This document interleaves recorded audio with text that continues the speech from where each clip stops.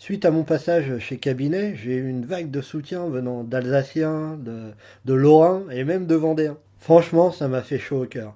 C'est incroyable de voir que cette cause a aussi touché d'autres personnes. Enfin, tous, sauf un. Ah bah j'ai vu la vidéo du breton là, un pleurnichard quoi le mec, qui disait que bon les bretons avaient beaucoup souffert, il parlait d'anticelticisme. Il est mignon parce que il raconte que le peuple breton en fait c'est un peuple de soumis qui a jamais réussi à se défaire de l'oppresseur français. Puis après c'est le genre de mec qui va cracher sur les Normands. Il me fait vraiment marrer le gamin là, avec ses petits chats sur son drapeau.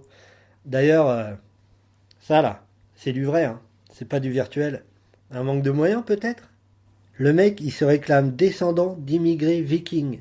Mais pour rappel, les Normands ont voté Front National au premier tour des dernières élections présidentielles. On sent bien que des années de manque de sang neuf ont altéré le cortex cérébral des conquérants. Ok, c'est vrai. La Normandie est la deuxième région la plus visitée au monde. Mais est-ce que vous savez que la Normandie abrite la deuxième ville la plus consanguine de France? Bolbec, près du Havre? Et vu la tronche du Normand, ça m'étonnerait pas qu'il appelle sa sœur maman. Qui a donné un peu plus tard Guillaume le Conquérant que tu connais sûrement. Le seul gaillard à avoir envahi l'Angleterre en 1066. Le seul. Alors ça, c'est typique des Normands de base. Dès qu'ils se sentent en position de faiblesse, ils te sortent Guillaume le Conquérant comme carte joker. J'ai franchement la flemme de faire un cours d'histoire pour attarder. Alors, je vais juste te dire à la place, Aliénor d'Aquitaine. Va faire quelques recherches dessus. Au passage, tu pourras peut-être découvrir un endroit qui s'appelle la bibliothèque. Ça te changera du PMU et de Pôle emploi déjà. Alors certes, Aliénor était pas bretonne, mais les Celtes étaient bien implantés en Garonne et en Gironde. Donc ton conquérant qui s'est fait doubler par une gonzesse et ta BD de Bayeux, hein, tu peux te les carrer où je pense. D'ailleurs, en parlant de BD, Astérix, il est breton. Eh oui mon petit pote. Les Normands, dans la BD, c'est juste des armoires à glace complètement débiles. On dirait bien que Goscinny était ethnologue en plus d'être scénariste finalement. Alors maintenant, on va faire un petit jeu. Le but, qui est très simple, même pour vous les Normands, c'est de trouver les différences. Alors attention, vous êtes prêts? Regardez ceci. Voilà. C'est les guides du routard de la Bretagne. Environ 500 pages chacun. Vous voyez? Voilà. Hein.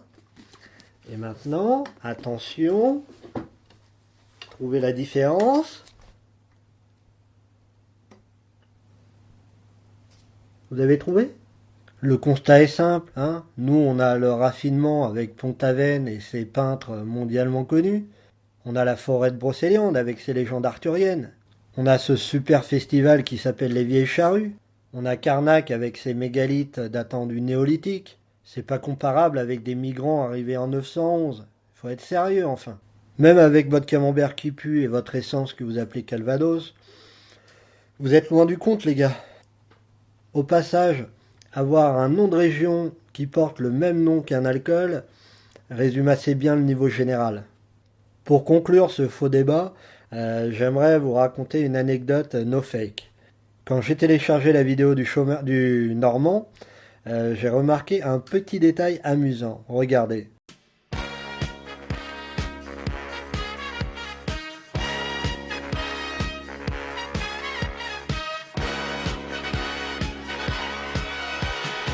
Même son subconscient révèle le taux de virilité du peuple normand.